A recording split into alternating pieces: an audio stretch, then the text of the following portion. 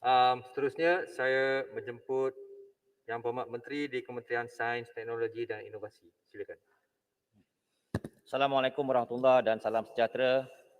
Datuk Yang di-Pertua, Kementerian Sains, Teknologi dan Inovasi ataupun MOSTI akan sentiasa bersedia untuk menghadapi cabaran baru, seterusnya menyokong penuh langkah penyeragaman semula ekosistem pengomersialan hasil R&D bagi tahun 2022. Ketika ini, MOSTI yakin bahawa kementerian ini berada pada landasan yang tepat dalam menjadikan Malaysia negara berpendapatan dan berteknologi tinggi. Yang ini, pembangunan teknologi dan inovasi adalah penting bagi pemangkin kepada dasar revolusi perindustrian keempat ataupun 4IR negara. Bagi menyokong hasrat ini, kerajaan telah membentukkan bajet khas bagi tahun 2022 untuk merancangkan semula aktiviti sains, teknologi dan inovasi negara melalui aktiviti R&D yang dipergiat di mana jumlah peruntukan tahun hadapan bertambah kepada 107.8 juta ringgit berbanding 98 juta ringgit pada tahun 2021. Penubuhan hub inovasi selaras dengan revolusi industri keempat di bawah Taman Teknologi Malaysia sebanyak 30 juta ringgit, pemulihan semula ekosistem dan membina daya tahan ekonomi startup melalui program My Startup Cradle Fund sebanyak 20 juta ringgit. Dan bagi bajet pembangunan untuk MOSTI bagi tahun 2022 pula memperlihatkan peningkatan terutama melibatkan beberapa komponen utama berbanding tahun semasa, iaitu pembangunan perkhidmatan STI sebanyak 22.38%, penyelidikan STI sebanyak 13.7%. Peningkatan peruntukan ini menunjukkan bahawa MOSTI sentiasa diberi keutamaan pada masa yang sama akan dapat mengukuhkan lagi ekosistem RDCI negara. Selain itu, ia juga menggambarkan sokongan kerajaan akan tanggungjawab baru MOSTI untuk menajui pembangunan vaksin tempatan termasuk vaksin COVID-19. Datuk Yang Bertua, saya ingin menyentuh mengenai isu yang dibangkitkan oleh ahli yang berhormat Sempurna. Sempurna ada tak? Kalau tak ada, Yang Berhormat saya jawab secara bertulis, sempurna. Bagi menjawab soalan Yang Berhormat Jerlun mengenai impak pembiayaan kerajaan kepada syarikat pemula teknologi atau startup.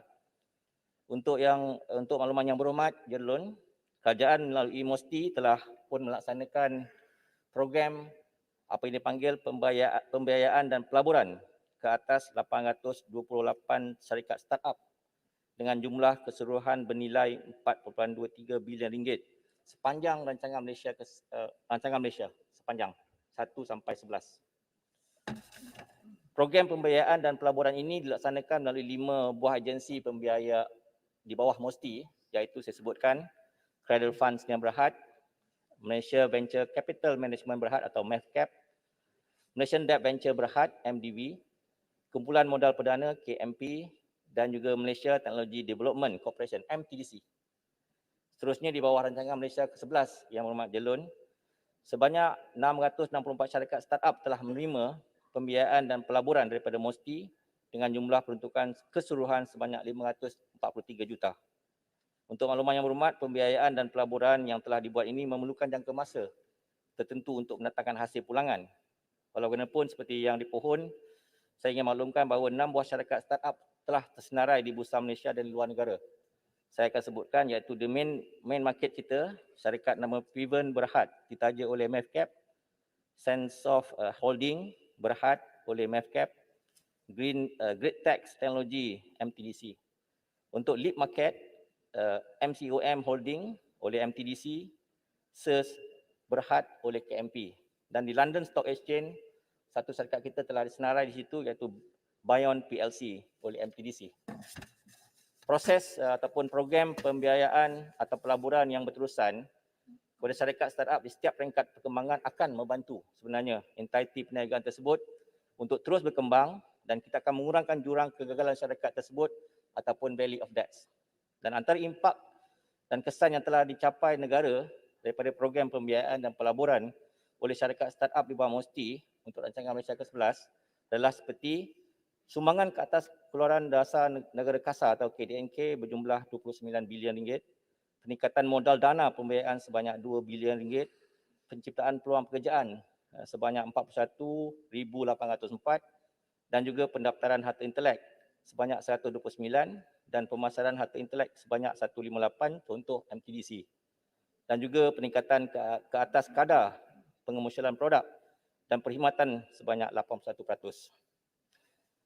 Untuk makluman yang hormat, selain daripada itu, hasil daripada pelaburan dan bimbingan yang berterusan, negara kita telah berjaya melahirkan syarikat startup iaitu Kasem Sinar Berhad yang berstatus unicorn. Syarikat ini telah menerima pelaburan sebanyak 28 juta US dollar daripada Malaysia Venture Capital Management Berhad atau MAVCAP. Seterusnya, MOSTI selaku penaju kluster teknologi baru muncul dalam Majlis Ekonomi Digital dan 4IR negara yang telah pun ditubuhkan telah membentangkan kajian pembangunan Malaysia Startup Ecosystem Roadmap ataupun dipanggil SUPER untuk tahun 2021 hingga 2030 pada 15 November yang lepas. Dan dalam kajian tersebut telah dikenal pasti beberapa punca permasalahan dihadapi oleh syarikat penerima dana kerajaan. Perkara tersebut ialah seperti kekurangan pelibatan dari sektor swasta dalam pembiayaan dan pelaburan kepada syarikat startup. Syarikat startup tempatan dilihat kurang mempunyai bakat atau kemahiran teknikal dan digital yang diperlukan pada masa ini. Masyarakat tempatan takut akan kegagalan dalam perniagaan serta tidak mempunyai hala tuju yang jelas dari peringkat pembentukan idea hinggalah ke peringkat pengomersialan. Ekosistem tidak menzahirkan satu sistem atau agensi pemudah cara yang dapat menawarkan perkhidmatan dan sokongan pada syarikat startup secara keseluruhan. Dasar dan pengawal sediaan sedia ada juga dilihat tidak tangkas untuk menangani isu dan cabaran semasa yang dihadapi oleh startup dan kekurangan akses untuk menembusi pasaran luar menyebabkan produk dan teknologi yang dihasilkan tidak dapat dikomersialkan di peringkat global. Kesemua cabaran ini yang berhormat telah diberi perhatian dan pelan hala tuju ini telah menyeraikan 5 strategi dengan 16 cadangan intervensi bagi menghadapi kesemua cabaran yang telah disenaraikan. Seterusnya, ekosistem startup Malaysia dapat dikembangkan dan insya-Allah mampu menyumbang impak yang besar kepada masyarakat dan ekonomi negara. Tuan Yang Ketua, seterusnya. Terima kasih. Ya. Terima kasih. Tuan Ketua, saya ingin bertanya, adakah pihak MOSTI mengenal pasti sektor-sektor ekonomi khusus yang tidak diberi penekanan apabila agensi-agensi kerajaan ini mempertimbangkan pelaburan tersebut? Dan kita saya kira perlu perlu melakukannya kerana kita tahu kita mempunyai sumber yang agak terhad. Jadi dengan sumber yang ada itu tentulah lebih baik kalau kita tumpu kepada sektor-sektor tertentu sahaja dan tidak cuba untuk menceburkan diri dalam semua bidang. Saya fikir dengan cara itu barulah kita boleh elak ketirisan di mana syarikat seperti Grab boleh pindah ke Singapura untuk mendapat pendanaan. Dan saya harap ada rungutan, ya Muhammad, bahawa wujud juga kerenah birokrasi di kalangan agensi-agensi kerajaan ini di mana proses untuk membuat pertimbangan itu begitu lambat sehingga kan mereka terpaksa mencari sumber-sumber lain untuk mendapat dana. Terima kasih. Terima kasih Yang Berhormat. Perkara yang dibangkitkan memang ada kewajaran bahawa kita perlu melihat semula ke arah bagaimana kita boleh menyelaraskan semua perkara-perkara yang dibangkitkan untuk permohonan dapat diberi dan kerenah-kerenah birokrasi yang terlibat telah pun dibentangkan dalam satu ekosistem startup ataupun super yang saya sebut tadilah 2021-2030. Dan untuk sumber-sumber yang telah pun kita lihat sebagai tumpukan, kita tumpukan sektor-sektor kepada yang tertentu yang boleh membawa manfaat yang lebih melalui Dasar Sains, Teknologi dan Inovasi Negara atau Medistin 2021-2030 telah pun merangka satu dipanggil RTEDM, rangka kerja tindakan digital ekonomi ataupun rangka kerja Malaysia Sains, Teknologi, Inovasi dan Ekonomi MySTIE 10-10, 10-10. Kita telah pun gariskan 10 teknologi drivers bertentangan dengan 10 economic drivers. Jadi dalam pembentangan 10-10 MySTIE itu kita telah mengenal pasti 30 sektor tumpuan, antaranya AI, IoT, Artificial Intelligence, teknologi yang berkaitan dengan autonomous vehicle, hydrogen, teknologi yang berkaitan dengan smart city dan pelbagai. Jadi untuk itu bukan sahaja kita berhenti di situ, tetapi kita juga menyelaras dengan memastikan bahawa syarikat milik MOSTI seperti TPM, Teknologi Park Malaysia, bergabung dengan Magic. Magic satu syarikat di bawah Kementerian Kewangan untuk menubuhkan TCA ataupun Technology Accelerator Program di Teknologi Park Malaysia, supaya perkara-perkara yang berkaitan dengan commercialization dapat diangkat. Di samping NTIS yang telah dibangunkan sejak 2020 Ogos, di mana Sandbox Inovasi dan Teknologi Nasional ini telah membangkitkan banyak teknologi-teknologi baru seperti emerging teknologi yang berhormat fikirkan bahawa perlu untuk kita angkat. Jadi untuk itu yang berhormat daripada Akademi Sains Malaysia yang telah pun membentangkan Science Outlook 2020 beberapa minggu lepas, kita telah pun menjangkakan bahawa emerging teknologi yang akan kita tumpukan ialah berkisar kepada bagaimana kerangka teknologi driver dan teknologi baru muncul itu akan kita selaraskan. Yang berhormat, Datuk Yang Tua, saya juga ingin menarik perhatian untuk mengulas cadangan daripada ahli yang berhormat SIK berkenaan dengan teknologi moden dan baru digunakan dalam bidang pertanian. Senarai yang boleh kita berikan di sini panjang, Yang Berhormat. Jadi saya cuba maklumkan beberapa agensi yang telah pun di bawah MOSTI melaksanakan apa yang telah Yang Berhormat SIK inginkan untuk dijawab. Pertama ialah Agensi Nuklear Malaysia. Kita ingat agensi nuklear ni dia berkaitan nuklear saja, tetapi dia boleh dikaitkan dengan industri pertanian. Di mana menggunakan teknologi nuklear ni, kita boleh menghasilkan biak baka mutasi tanaman sebenarnya dengan menggunakan kaedah mutagenesis sinaran ataupun mutation breeding. Dan teknik ini sebenarnya menghasilkan benih baru tanaman yang mempunyai tahap toleran yang tinggi terhadap penyakit, mampu bertahan dalam keadaan cuaca yang tidak menentu dan boleh menghasilkan hasil yang tinggi dalam tempoh yang singkat. Sebagai contoh, kita akan memperkenalkan 2 varieti baru padi yang telah dihasilkan oleh Nuklear Malaysia dan telah didaftarkan di bawah Jabatan Pertanian Malaysia. Untuk makluman, pelancaran benih padi ini akan disempurnakan oleh Yang Amat Berhormat Perdana Menteri pada 20 November ini. Dan seterusnya, agensi ini juga, agensi nuklear ini juga mengemukakan peranan dan kaedah analisis radioisotop yang mana boleh mengenal pasti tahap kesuburan tanah, kualiti air permukaan dan bawah tanah, pemantauan kesuburan tanaman. Dan analisis yang digunakan ini penting untuk mengetahui elemen yang bermanfaat serta elemen yang merosakkan kualiti tanah dengan terperinci.